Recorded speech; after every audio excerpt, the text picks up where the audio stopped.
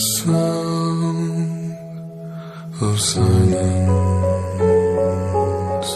In restless dreams I walked alone, narrow streets of cobblestone, neath the halo of a street lamp. I turned my collar to the cold and damp. When my eyes were stabbed by the flash of a neon light that split the night and touched the sound of silence.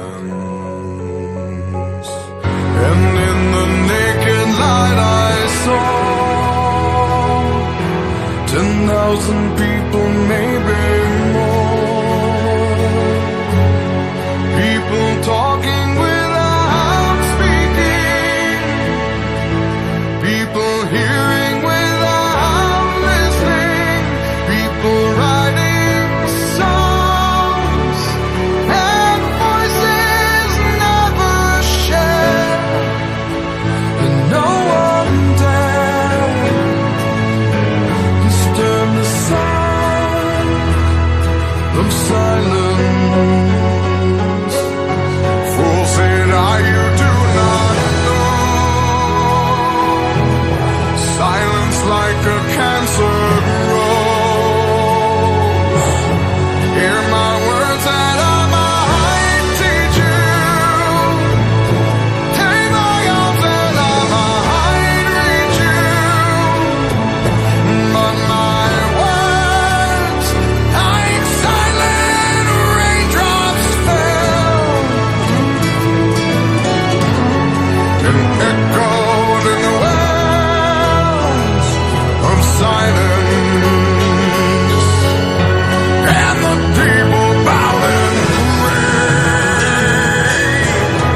to the neon god they made. And the sign flashed out his warning, and the words that it was forming. And the sign said the words on the prophets are written on the subway walls and tenement halls, and whispered in the sound